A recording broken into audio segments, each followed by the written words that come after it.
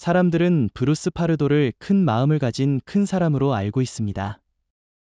2008년 크리스마스 이브 전주에 이혼이 확정되었을 때에도 그는 낙담한 듯 보였지만 완전히 포기한 것은 아니었습니다. 하지만 아무도 모르는 사실은 브루스가 전철을 미워했고 그 증오심이 그가 산타클로스 복장을 하고 화염 방사기를 사용해 그녀와 그녀의 가족을 모두 죽이게 만들 것이라는 사실이었습니다. 이 장면과 오늘 밤은 남부 캘리포니아의 크리스마스 이브에 일어난 공포, 혼란, 학살에 대한 직접적인 증언입니다. 공포는 점차 충격과 슬픔으로 바뀌어 가고 있습니다. 오후 11시 30분쯤이었어요. 브루스가 캘리포니아주 코비나에 있는 오르테가의 집 현관에 들어섰을 때 방향을 보았다면 이상한 점은 없었을 것입니다. 그는 덥수룩한 흰 수염을 기르고 넓은 검은색 버클 벨트를 착용한 산타클로스 복장을 하고 있었지만 그의 의상 아래에는 9mm 반자동 권총 사정과만 $7,000 그리고 캐나다행 비행기 티켓이 몸에 묶여 있었습니다. 그리고 브루스가 뒤로 끌고 온 선물 포장지가 고성능 임시 화염 방사기라는 걸 짐작한 사람은 아무도 없었을 것이다. 오르테가 가족이 작별 인사를 하며 안에 머물고 있을 때 문을 두드리는 소리가 들렸습니다. 8살의 카트리나 유세프 폴스키가 문으로 달려가 문을 열었다. 남자에게 인사하기도 전에 브루스는 권총을 꺼내 그녀의 얼굴을 쏘았습니다. 그는 피를 흘리는 어린 소녀를 지나쳐 오르테가 가족 전체를 향해 총격을 가했습니다. 처음에 브루스는 눈에 띄는 사람마다 손가락을 겨누며 무차별적으로 총을 쏘았지만 그 다음에는 전처인 실비아를 수색했습니다. 모두가 비명을 지르며 혼란에서 벗어나려고 도망치는 동안 그는 침착하게 걸었다. 그는 비명을 지르는 25명의 군중 속에서 아내를 찾아냈고 그녀 옆에 서서 가까운 거리에서 총을 쏘았습니다. 하지만 그는 손님들을 총으로 쏘아 죽이는 것에만 만족하지 않았습니다. 브루스는 밖으로 나가서 포장한 화염 방사기를 끌고 들어왔다. 무슨 일이 벌어지고 있는지 아무도 알아채기 전에 그는 자신이 가족이라고 부르던 사람들에게 불타는 죽음을 퍼붓기 시작했습니다. 대학살이 벌어지던 중 실비아의 여동생 레티시아는 집 밖으로 빠져나와 911에 전화했습니다. 다음은 해당 통화에서 발췌한 내용입니다. 그의 이름이 뭐라고 생각하세요, 브루스? 그의 이름은 브루스 카르도네예요. 좋아. 그리고 그는 당신들에게 누구야? 신뢰합니다. 그는 당신들에게 누구야? 그는 내 전 처남이야. 그는 문 입구로 들어왔다. 그리고 우리가 이야기를 시작했을 때 나는 그가 총을 쏘는 것을 보지 못했습니다. 총소리가 들렸는데 마치 포퍼 소리 같았고 무슨 소리인지는 잘 모르겠어요. 그래서 우리 모두는 당황하고 도망치기 시작했습니다. 그래서 우리는 모두 식당 밑으로 숨었습니다. 우리 중 일부는 뛰어들었고 일부는 모르겠습니다. 알 수 없는 이유로 임시 화염 방사기는 사용 후 얼마 지나지 않아 폭발했습니다. 브루스는 폭발에 휩쓸렸고 산타 옷의 소재가 그의 몸 위로 녹아내려 팔에 3도 화상을 입었습니다. 그의 계획이 틀어지자 브루스는 자신이 만들어낸 대학살에서 벗어나 렌터카를 타고 도망쳤다. 그날 밤 오르테가 가족 9명이 살해당했습니다.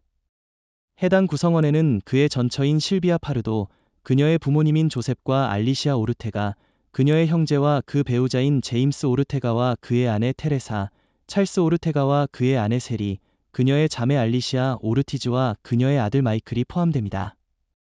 오르테가 가족에게 브루스 파르도는 비밀을 지닌 남자였지만 그가 살인자라는 사실은 전혀 몰랐습니다. 브루스 파르도는 주목의 중심이 되는 것을 좋아하는 사람이었습니다. 그는 시끄럽고 활기차고 카리스마 넘치는 성격을 지닌 사람으로 모든 사람이 함께 있고 싶어하는 사람이었습니다. 그는 또한 놀라울 정도로 지적이었고 캘리포니아 공과대학에서 컴퓨터 과학 학위를 받았고 여러 회사에서 전기 엔지니어로 일했습니다. 하지만 그의 지성과 외향적인 성격 아래에는 다른 사람들에게 무슨 일이 일어나든 상관하지 않는 사람의 기질이 숨어 있었습니다. 브루스는 24세의 나이로 1989년 첫 번째 약혼자 델리아와 약혼했습니다. 브루스는 돈이 많지 않았기 때문에 델리아는 저축한 돈을 꺼내서 타히티에서의 리셉션과 신혼여행 비용을 지불했습니다. 결혼식 당일 델리아, 그의 어머니 낸시, 그리고 그의 동생 브래드는 그를 기다렸지만 브루스는 나타나지 않았습니다. 나중에 그가 델리아의 공동 은행 계좌에서 남은 $3,000를 가져가서 사라졌다는 사실이 밝혀졌습니다. 우연히 델리아는 일주일 후에 그를 만났고 그가 캘리포니아 팜스프링스에 있는 그녀의 돈을 모두 탕진했다는 사실을 알게 되었습니다. 브루스는 90년대에 티나 웨스트먼이라는 여성과 데이트를 했습니다. 그녀는 그가 친구들과 함께 래프팅을 하자고 설득했는데 결국 그녀는 뗏목에서 떨어져 거의 익사할 뻔했다고 말했습니다. 그의 반응은? 그는 웃었다. 티나는 그는 무슨 일이 일어났는지 심각성을 깨닫지 못했다고 말했다. 그는 똑똑했지만 상식이 부족했습니다. 그의 공감 능력 부족은 거기서 끝나지 않았습니다. 2001년에 그는 여자친구인 일라나 라카놈과 함께 정착했습니다. 그녀와 브루스는 결국 매튜라는 아들을 낳았습니다. 어느 날 일라나는 심부름을 하러 집을 나갔다가 집에 돌아왔을 때 브루스가 1살 아들을 팔에 안고 비명을 지르고 있는 것을 보았습니다. 매튜는 밖으로 나가서 브루스가 TV를 보는 사이에 수영장에 빠졌습니다. 그들은 매튜를 병원으로 급히 이송했고 그의 뇌가 심각하게 손상된 것을 발견했습니다. 그 소식을 듣고 일라나와 브루스는 헤어졌고 그는 아들을 다시는 볼 수 없었다. 브루스는 자신이 원하는 것을 언제든지 할 수 있는 사람이었고 실비아 오르자를 만났을 때에도 그런 행동은 멈추지 않았습니다. 2004년 실비아 오르자는 처남을 통해 브루스를 만났습니다. 그와 브루스는 같은 회사에서 일했고 그는 두 사람이 잘 어울릴 것이라고 생각했습니다. 그녀는 세 자녀의 이혼한 엄마였으며 따뜻한 성격을 지녔고 춤을 좋아했습니다. 실비아는 누구와도 친구가 될 수 있는 사람이었습니다. 그녀는 브루스에게 즉시 반했고 그의 친절하고 사교적인 태도를 좋아했으며 그의 교육에 깊은 인상을 받았습니다. 실비아는 마침내 자신이 원하는 사람을 찾았다고 생각했습니다. 두 사람은 급속한 연애 끝에 2006년에 결혼했습니다. 처음에는 모든 것이 좋았습니다. 브루스는 실비아의 대가족을 사랑했고 그의 어머니는 실비아와 그녀의 아이들을 사랑했습니다. 하지만 반짝이는 것이 모두 금인 것은 아니었고 실비아는 곧 브루스의 다른 면을 보게 되었다. 실비아는 브루스가 결혼한 지 몇 달 후에야 자신에게 못되게 행동하기 시작했다고 친구에게 불평했습니다. 그는 점점 멀어지고 차가워졌으며 애정도 줄어들었습니다. 이전에는 그는 그녀의 자녀들과 잘 지냈지만 이제는 그들에게 어떤 재정적인 지원도 제공하지 않았습니다. 그는 또한 공동 은행 계좌라는 생각에도 반대했습니다. 그녀는 그가 $88,000의 저축 계좌를 2달 만에 $17,000로 탕진했다는 것을 알게 되었습니다. 마지막 결정적인 사건은 실비아가 그에게 아들이 있다는 사실을 밝힌 세금 기록을 발견했을 때였습니다. 하지만 그는 그 아들에 대해 실비아에게 한 번도 말한 적이 없었습니다. 그녀는 그에게 그 사실을 물었지만 그는 부인했습니다. 실비아는 나중에 브루스의 어머니와 이야기를 나누었고 어머니는 브루스에게 매튜라는 아들이 있으며 세금에는 그를 신고했지만 브루스와의 모든 관계를 끊었다고 확인했습니다. 실비아는 엄청난 충격을 받았습니다. 그는 어떻게 그녀에게서 아이를 숨길 수 있었을까? 그 둘은 언젠가 아이를 가질 계획이었다. 브루스의 거짓말과 도둑질이 밝혀지자 실비아는 이혼하고 싶어 했습니다. 그리고 그녀가 그에게 말했을 때 그는 괜찮다고 대답했습니다. 마치 그것이 그에게 어떤 영향을 미치는지 전혀 모른 채 말입니다. 다음 날 브루스는 실비아와 그녀 아이들의 소지품을 모두 노상에 놓고 와서 가지고 오라고 했습니다. 2008년 3월 24일 두 사람은 이혼 소송을 시작했으며 이는 논란의 여지가 있었습니다. 6월에 그는 배우자 부양비 $1,785를 지불하라는 명령을 받았고 그는 공개적으로는 조건을 받아들였지만 속으로는 분노하고 있었습니다.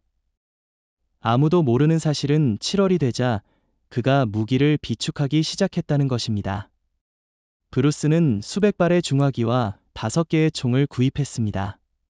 그는 무기고를 구축하던 중 근무 시간을 조작했다는 이유로 ITT 일렉트릭 시스템즈에서 해고당했습니다. 다음 이혼 심리에서 그는 판사에게 소득 부족을 이유로 배우자 부양비를 중단해 달라고 요청했습니다. 그 요청은 승인되었지만 그럼에도 불구하고 브루스는 실비아가 겉보기에 최고의 삶을 살면서도 자신 없이 살아가는 것을 싫어했습니다. 실비아는 그녀의 오빠와 형수와 함께 이사했고 모든 것이 잘 진행되었습니다. 그녀는 직장에서 급여 인상을 받았고 가족과 함께 여행을 다녔습니다. 9월에 브루스는 11월 파티를 위해 특별히 제작한 대형 산타 슈트를 $300에 주문했습니다. 12월 18일에 브루스와 실비아의 이혼이 확정되었을 때 브루스는 집과 차를 가지고 있었지만 실비아는 결혼 반지와 개를 가지는 것이 허용되었습니다. 그는 같은 주에 캐나다로 가는 편도 항공권을 구매하고 다지 캘리버와 토요타 RAV4를 렌트했습니다. 브루스의 친구인 스티브 어윈에 따르면 브루스는 자신의 재정 및 개인 생활이 공개법정에서 공개적으로 드러난 것을 부끄러워했다고 합니다.